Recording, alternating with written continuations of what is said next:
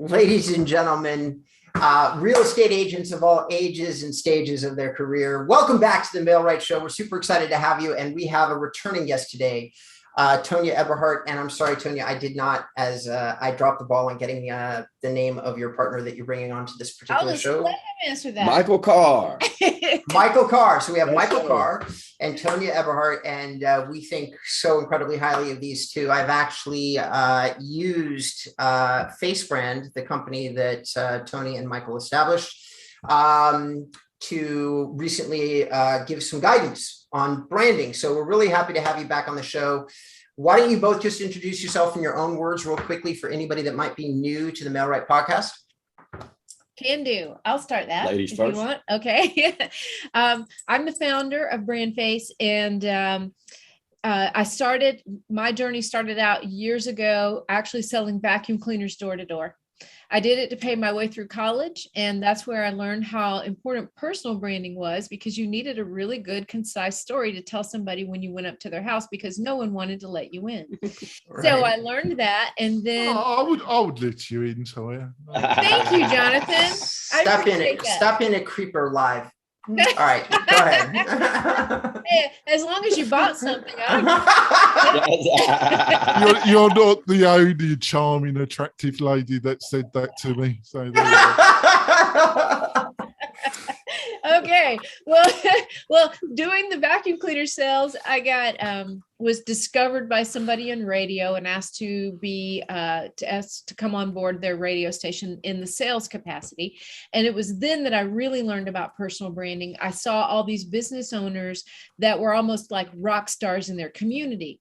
And the one thing they all had in common was they were the voice and the face of their own business. They did their radio commercials in their own voice. They were in their newspaper ads, their TV ads. We didn't have internet back then. I'm telling my age here.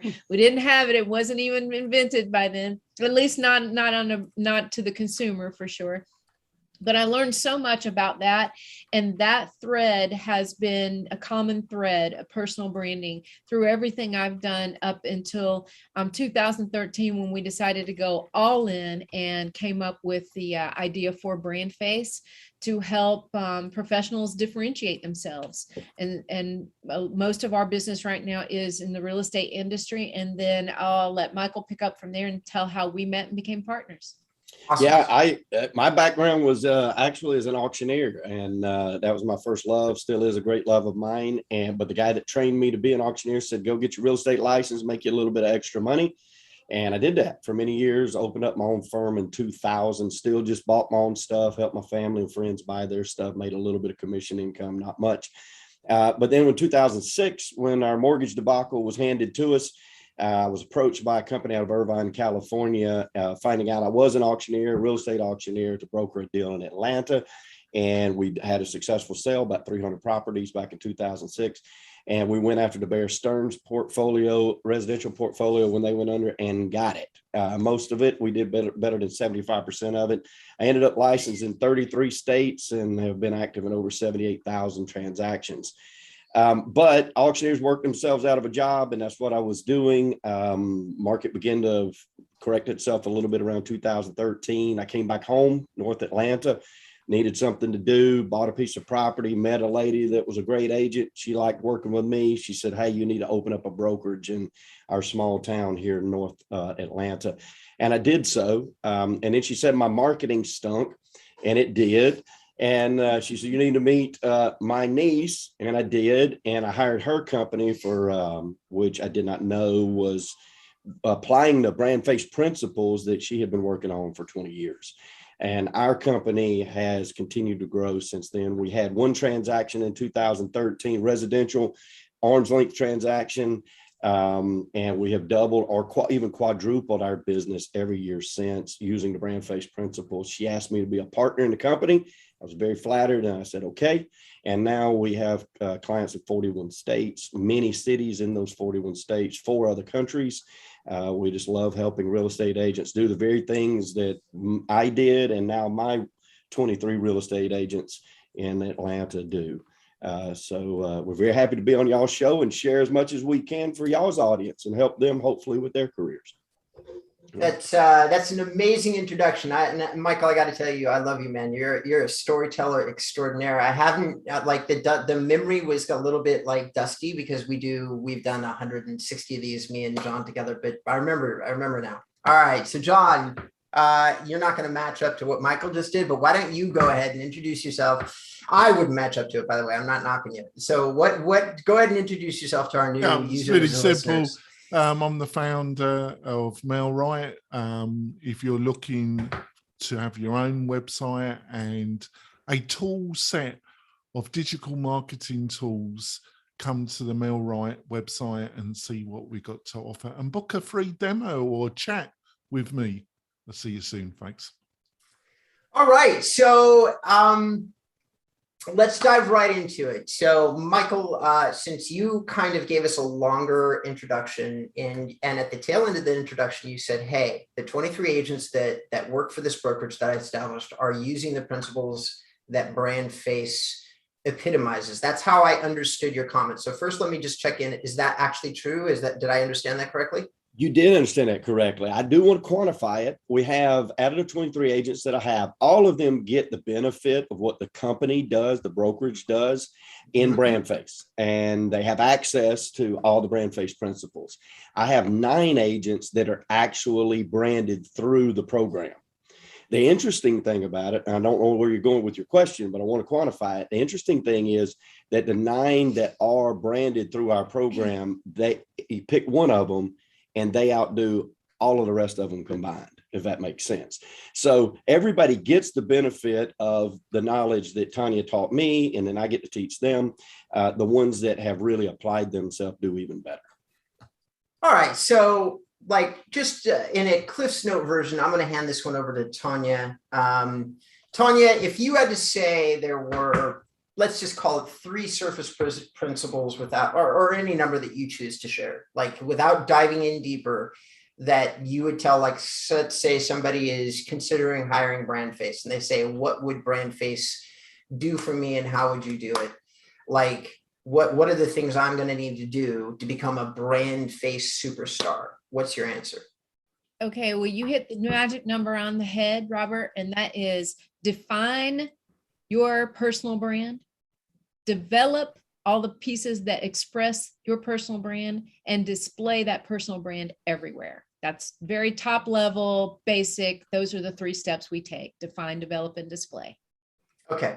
So define, develop, and display. So going back over to Michael. Michael, you've defined, developed, and displayed for these 9 agents. You said 9 of these agents are your BrandFace clients. So I'm assuming that at the top level, they've managed to achieve each one of these things: define their brand and display it everywhere, essentially. Is that true, or is that inaccurate? Okay.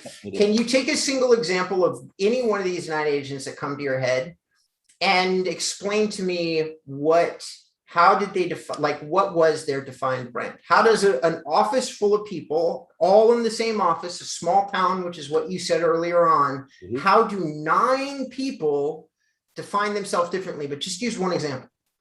Okay, I'm going to use my executive assistant, Sydney Peck, as a perfect example of this. Okay.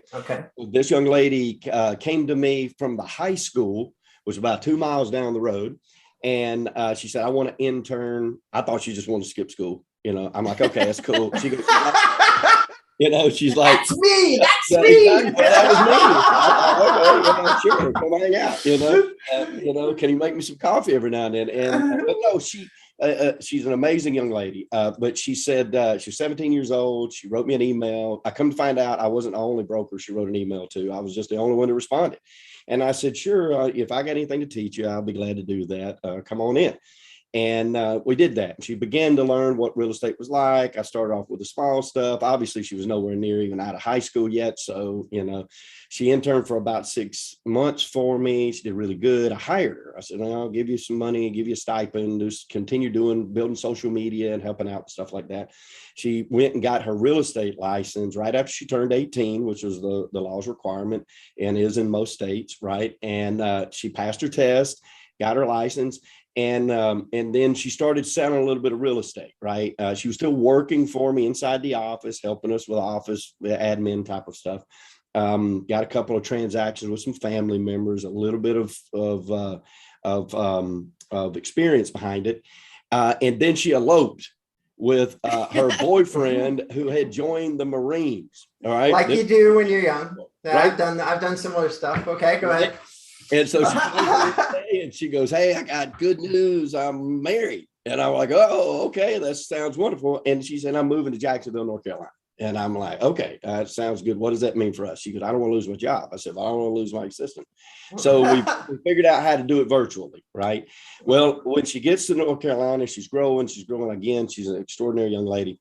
She comes to us and she said, "I want to be branded and I want to go through the program." And we're like, okay. So you might pause the story right there and think, okay, how are we going to establish a differentiation, a defining for a young lady that's 18 and a half years old, married to a Marine, that hopefully isn't going to be deployed to Okinawa, that is in Jacksonville, North Carolina, when the corporate office, the home office is in North Atlanta.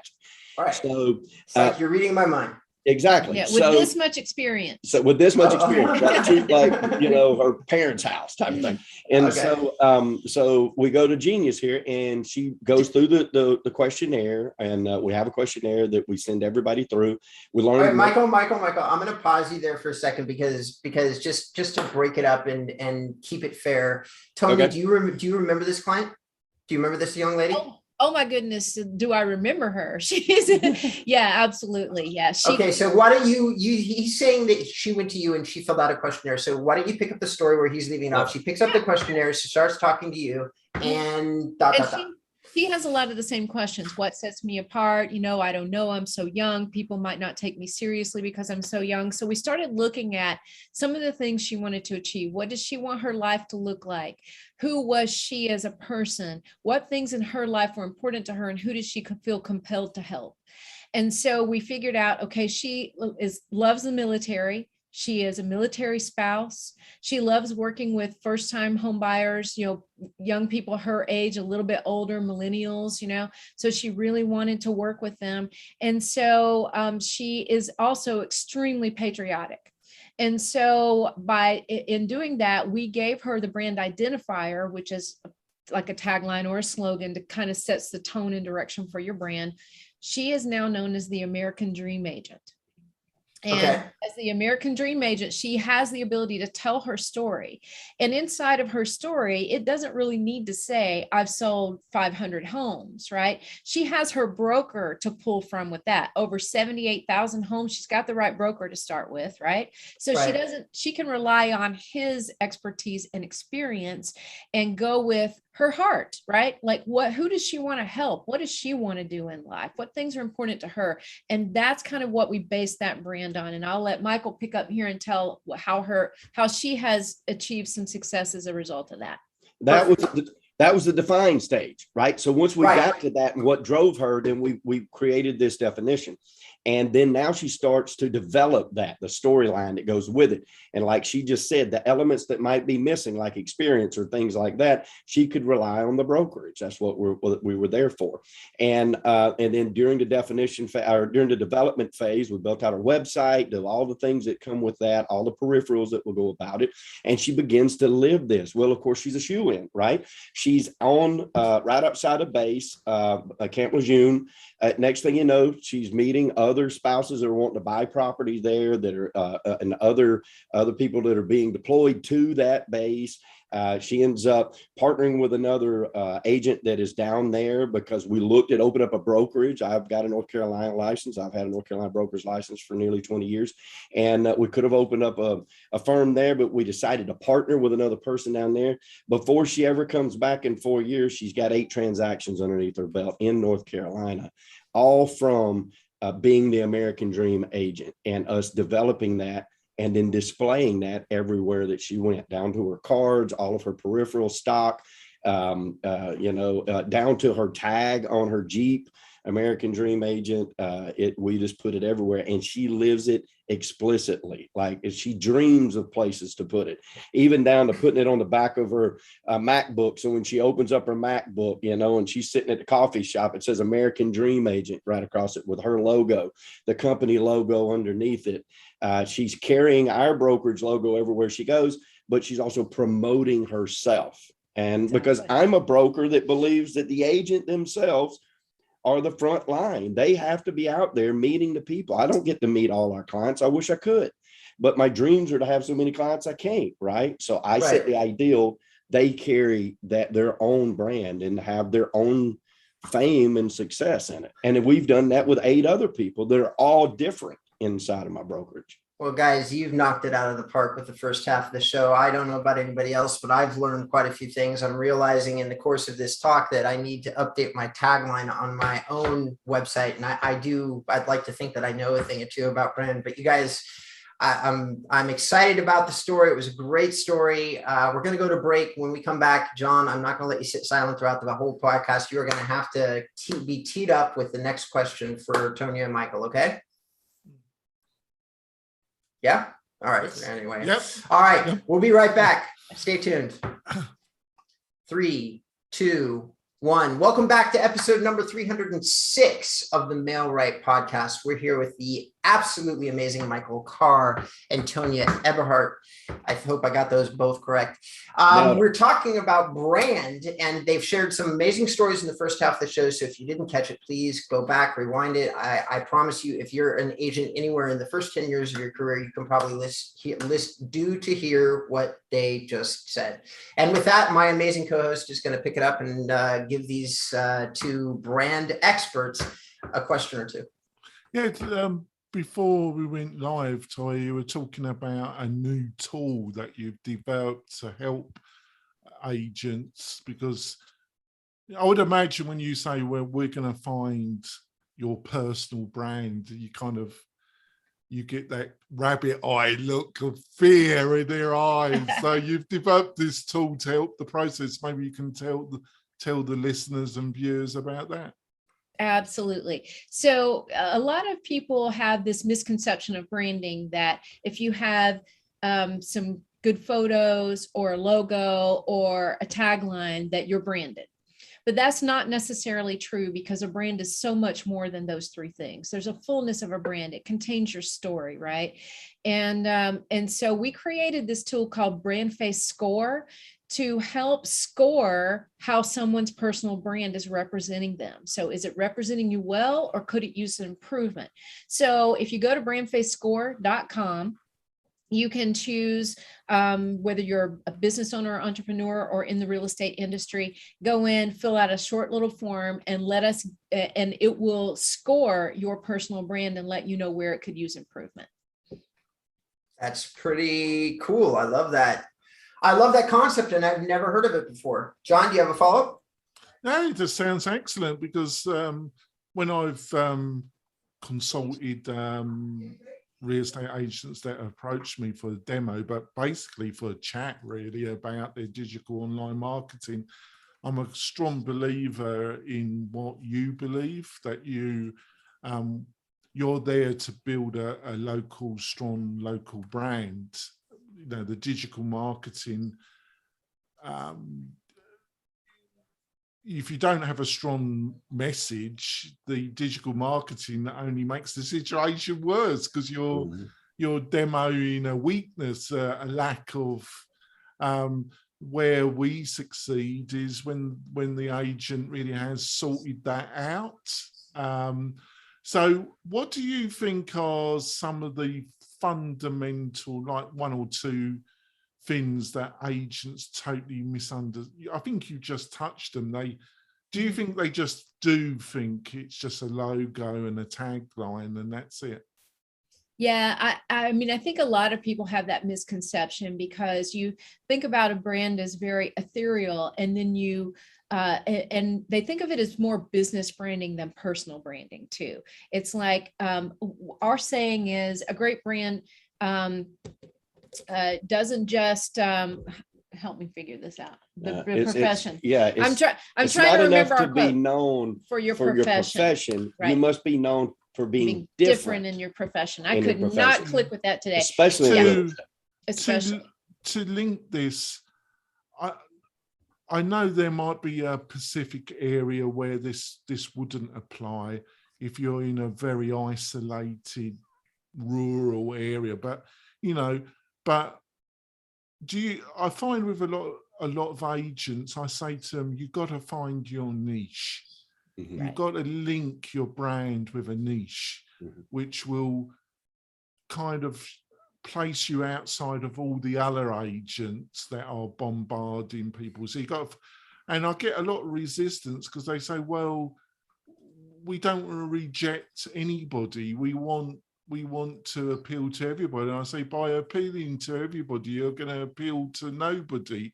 Do you have that conversation with a lot of you when a lot of agents initially approach you? Every day. Every day as new people come in and want to come into the program and learn about it, their fear is that they're going to box themselves in. And we tell them, I'll just give you an example here. Let's say, first of all, your niche can be in several different areas. It doesn't just mean your geographic area. You could have a niche in a property type. Like waterfront property, like condos. You could have a niche in the type of customers that you want to serve.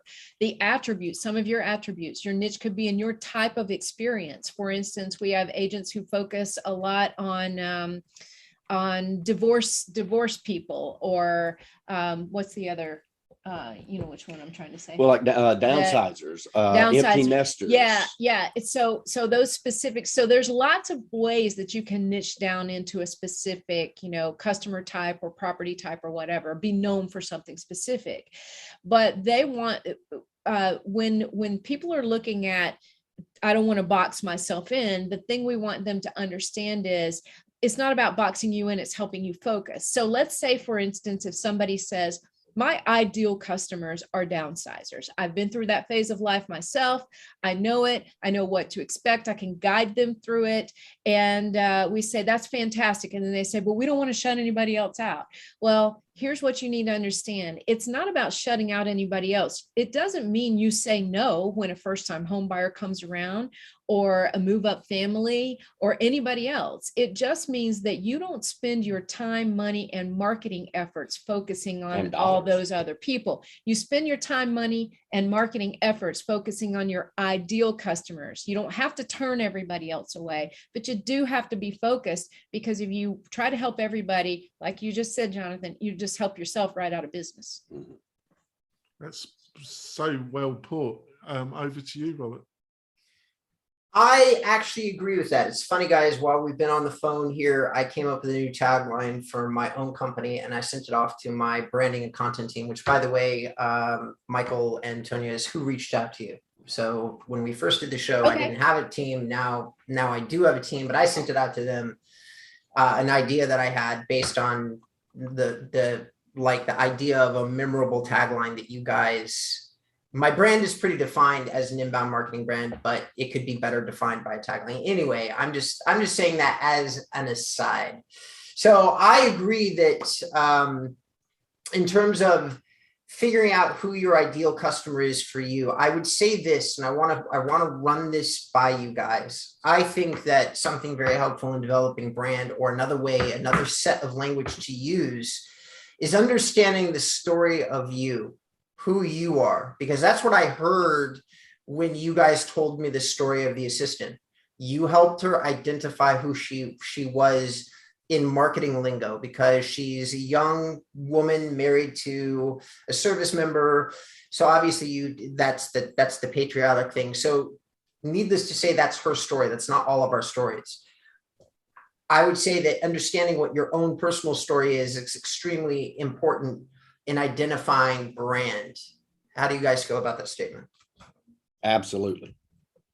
Okay. Yeah. Definitive yes, of course. Definitive absolutely. Yes. Because she said it a long time ago, people don't do business with a logo. They do business with a person, right? And that's true on any level of business, right? All the way down to heads of state, meeting with heads of state, right? And if they understand, and we also know, statistically speaking, NAR has already long since told us years ago that, 85% of the people that are going to do business with you look you up online and your social media and things before they ever contact you. Nobody wants to commit, and especially in the world we live in now, they want to know, is this person, what's it going to be like? Am I going to get a lead? beach? Am I going to get somebody to never leave me alone?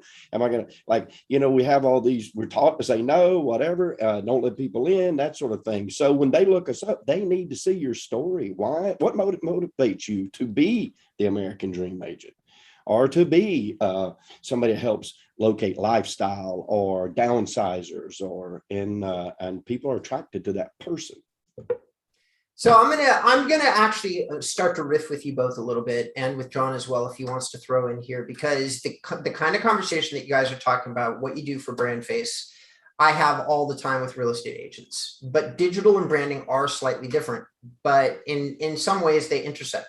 Okay, and the ways that they intersect is having a strong, defined message online is very helpful to generating leads. It's just a good way to generate digital leads, which is absolutely 100% my business.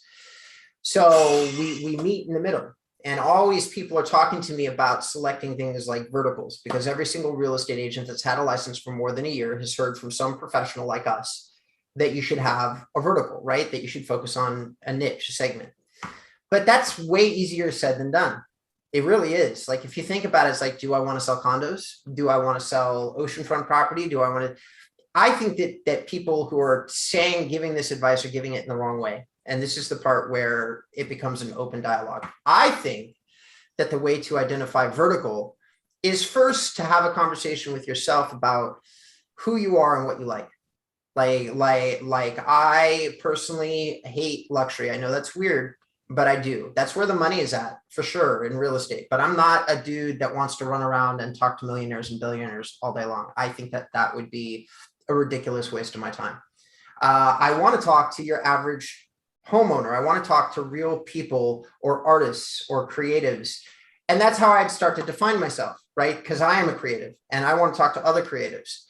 So that would be something that I would enjoy spending my time doing every single day. If all you did was give me the opportunity to talk to creative people all day long, I'm going to die a happy dude. Like that's fine with me. I'm good with that. If I happen to make some money along the way, that would be even better, right? Like if I helped some people, made some money, that would be great.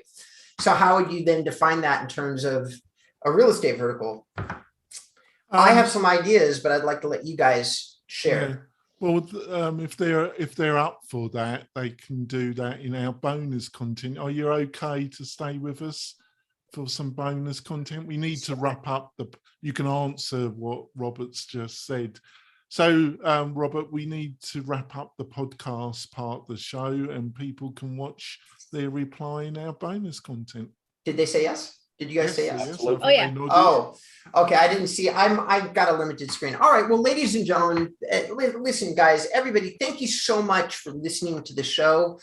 I'm going to speak a little bit for our guests, but almost all of our guests are the same as us. We really appreciate it when you listen, when you tune in. John and I do for sure. We've had countless conversations about how grateful we are about how big the show has grown and how many of you tune in, listen month in and month out. If you feel like being nice to us, go ahead and give us a thumbs up on Apple iTunes. It makes a difference for how the show gets shown inside the Apple iTunes search engine. It means a lot to us because we'd like other people to get help the same way that hopefully we're helping you. If people would like to look you up, Michael, Tonya, and guys, thank you so much for coming on the show. How would they go about doing that? You're so welcome. And thank you for having us. BrandFaceRealEstate.com for your audience. BrandFaceRealEstate.com. And guys, for those BrandFaceScore.com, which actually goes to BrandFaceTar-score. Anyway, but anyway, Yep. Score, that was a cool tool for those of you listening. I'm going to plug it for the sake of our guests here. John, go ahead, and how would people find you? Yeah, before that, help the show grow by telling your other agents, your friends in your office about the Mel Wright podcast. You'll be doing them a favor, and it's the way that the show really grows by word of mouth. So please do that.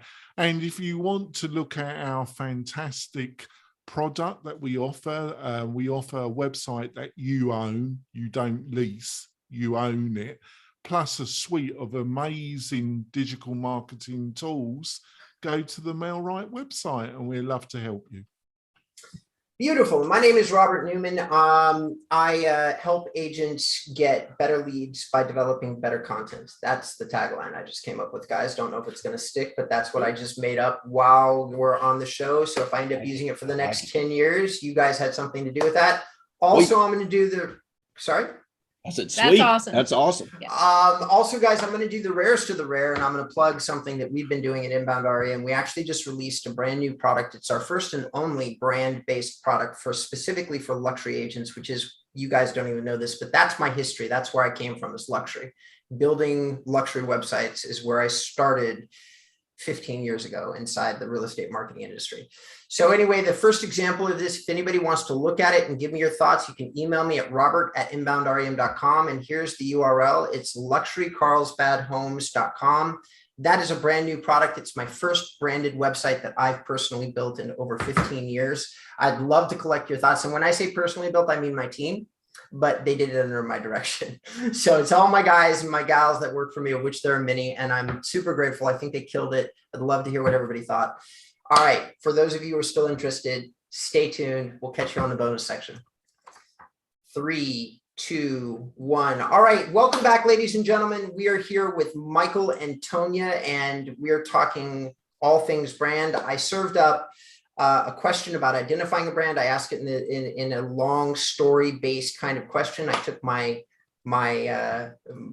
did a John question. So if you guys remember what that was, let's dig into it. Yeah, I do. And I can't wait to answer it. Okay. All right. So there's two parts to the answer. So you're in the digital world, we're in the branding world, we meet in the middle. The truth is we should meet in the middle, right? We don't always meet in the middle. And here's the problem, because you've got people tend to say all the time, oh, that didn't work. That marketing thing didn't work. This marketing thing didn't work. Those leads didn't work. Well, the leads work. Your programs work. What happens is they don't set themselves apart within your program. Right. So in other words, a lot of real estate coaches love to, when they see our clients coming, because their story's there, they're ready. They know what they stand for. They know who they're trying to attract. They know what sets them apart. And they've got all the elements ready to put into a lead gen platform or any kind of marketing out there that will help set them apart from everybody else who's also trying to generate leads. And that's where there's a lot of disconnect, because sometimes people blame things not working on their coach or their trainer or their marketing platform or their lead gen platform. Well, the truth of the matter is it generally works if they work it, and if they inject their brand into it, then they appear different from everybody else. And that has a lot to do with the success or failure of any kind of marketing or lead gen program, is what you put into it and how you stand out inside that program. And then I think I answered that part of it. The other thing is you're talking about the difference between demographics and psychographics. Okay. So when you say verticals, you're thinking, okay, waterfront properties, people in this area, downsizers or first-time home buyers. Those are demographic qualities. We also look at psychographic qualities. So in other words, if you're in a rural area, like you mentioned before, you may not be able to say, I want to work with just first-time home buyers. There may not be enough of those in that area to help you. Generally there are, but there may not be. So you may want to focus in your branding on what sets you apart as some sort of attribute, experience, or expertise that draws the right people to you based on what you stand for, not necessarily what they're trying to buy. So in other words, they may be attracted to something that sets you truly apart, and like loving horses. Yeah, like loving horses, right? Like being super responsive person, and whatever that is, that formula is, you've got to look at who is it you're trying to attract and what about you would they appreciate and be drawn to, and that dictates the direction of your brand. I hope I answered those questions. Oh, it's just fantastic. I just want to put this to you. It's a statement and a question. I think what a lot of real estate agents don't understand, that they talk about volume of digital leads, how many leads are coming in. What they tend to forget is that there's been what I call lead inflation. The amount of houses sold in the US per year doesn't vary that much, but the amount of leads, digital leads that are generated has just grown and grown and grown. And what they don't understand is it's not the volume of leads, because if you get bombarded by low quality leads, you just blow up. Basically, what you're looking for is quality digital Right leads. kind of lead. And quality digital leads are linked to branding, because the better your branding and message, the better the digital lead that will come through your website, through your Facebook advertising. Don't matter what it is, it's going to be a better lead. Would you agree with that? 100%. 100%. 100%. Yeah. In fact, even let me step out a little further and add a story. Like last year, Keller Williams had their family reunion, right? And Teams was still with them at that time. And he stood up and he goes, hey guys, it's been a great year. We've passed 2.7 million leads this year. And everybody's, it's incredible. 2.7 million. That's amazing. What if we could get just a portion of that? Well, I was sitting around with her and we were brainstorming, we were talking. I'm like, wait just a minute. There's 160,000 KW agents. So if you do the math, that's about 1.25 leads per month per agent. Now, I know it doesn't disseminate that way, but let's just say for an instance of using their real numbers, that's what it is. Well, you can't survive off 1.25 lead a month, right? You still have to have your point of differentiation that is speaking to your ideal customer, to what you're saying, John, and that attracts them to you, no matter what your brokerage is claiming they can give you, no matter what your brokerage is claiming. Because I tell people, new recruits all the time, they're like, how many leads do you pass? I'm like, none. And they're like, what? And I'm like, look, I'm going to give you all I can, but I would be a liar if I told you I'm going to give you 10 great leads a month, right? Now, our average is about 2 a month for our real star players, but it's just not out there to produce really good ones. I can run the right ad and bombard your phone, but there are going to be people looking for rentals. There are going to be people that are unqualified. There are going to be people that see late night infomercials that can't afford a house. They're not ready yet. And like you said, that's not good to anybody. That's a waste of your time. It's a time suck. It's deflating. You don't feel good about yourself. You're not helping other people, and nobody needs that in this industry. Let me top that with one of our other quotes. People don't just need to know you exist. You need the right people to know why you exist. Mm-hmm. Okay. You don't just need everybody to know. Just a quick follow-through question, if Robert doesn't mind.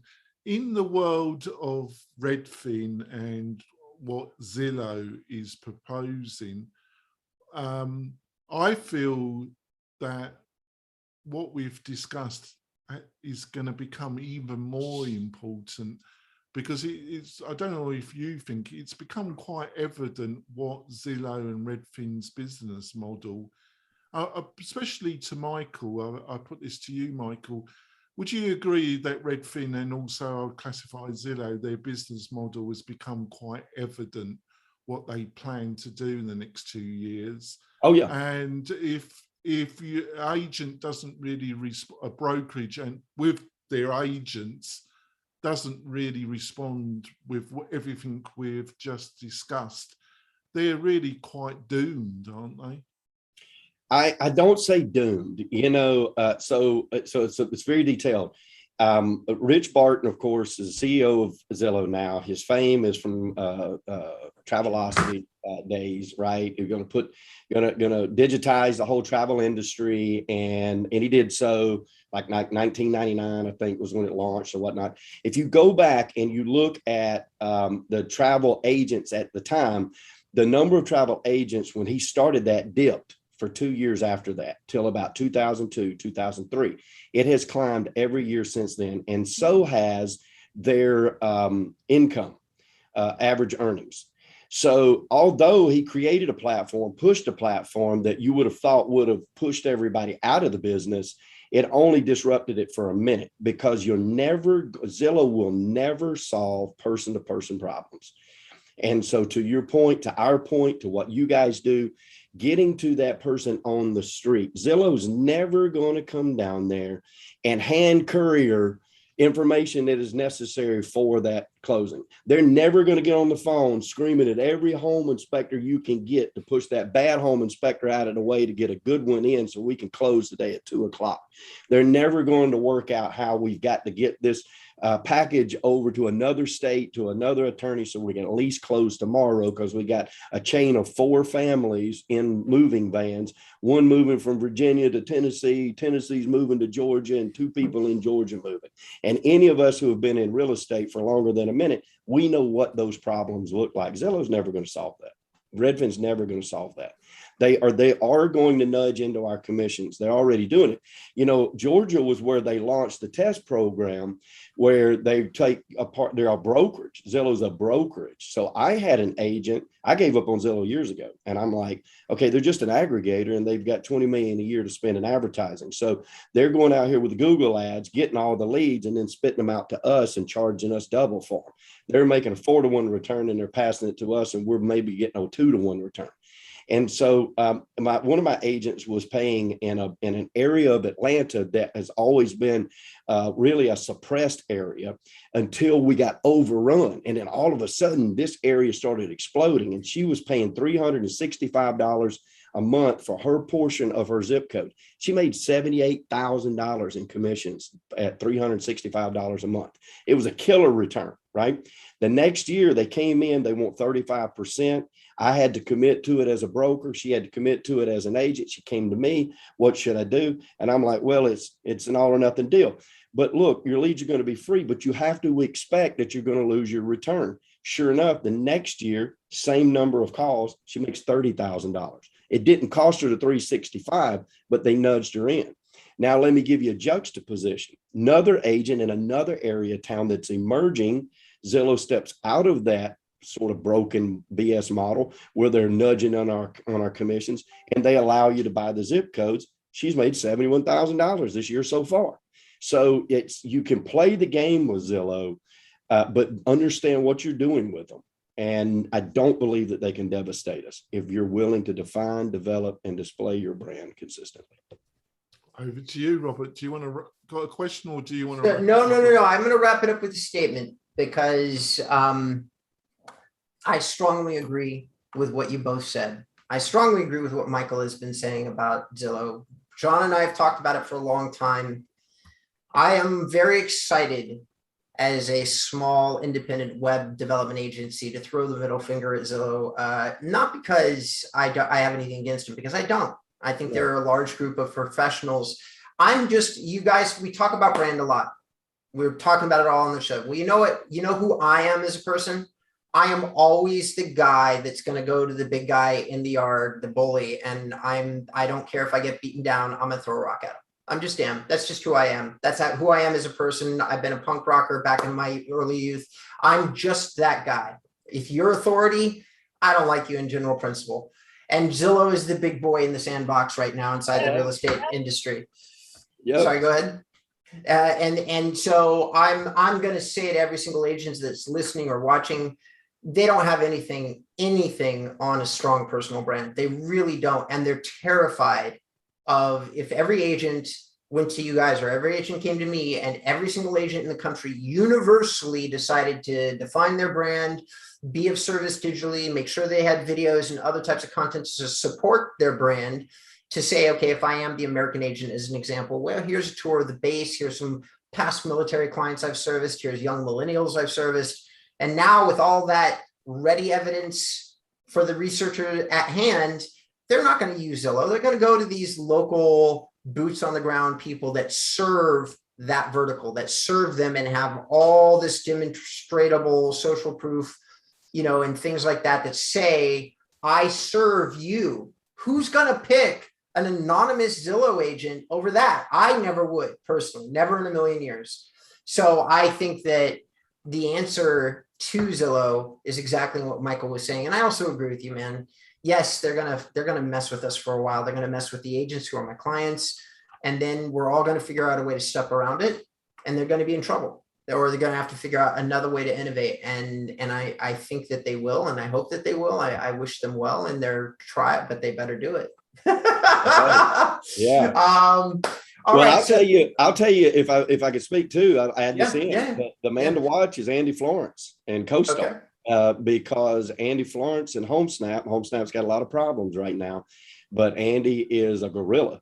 And, he did apartments.com and really elevated those real estate agents and tying the need for the rentals with the agent that can help you. Right. And he is very agent specific. And he says that every consumer out there has the right to know and to choose. These were his words on an Inman interview, to know and to choose the person they want to service them. And so HomeSnap is one to keep on the horizon, because I think we're going to see it grow, and with underneath somebody whose thought process is that we need to elevate the industry, not Uberize it. Now, again, those were his words too. So there's a little HomeSnap plug, and I don't get paid for it. So no, you're definitely educating and innovating me. But guys, we've gone long, and I want to wrap the show up. John, is there anything you wanted to add, or were you good? Let's wrap it up. Okay, so thank you everybody that is on YouTube. You're watching us now. You're seeing my hands gesticulate wildly. Do us a favor, smash that thumbs up button there if you like this content. If you hung with us this long, you must be getting something from it. Go ahead and leave us some comments if you have some comments for us. If you have any comments for Tonya or Michael, we'll make sure that we forward it on to them, or you can just go to their website at brandface.com and message them directly. Thank you, everybody. We're looking forward to seeing you on the next episode. Your support means everything to us.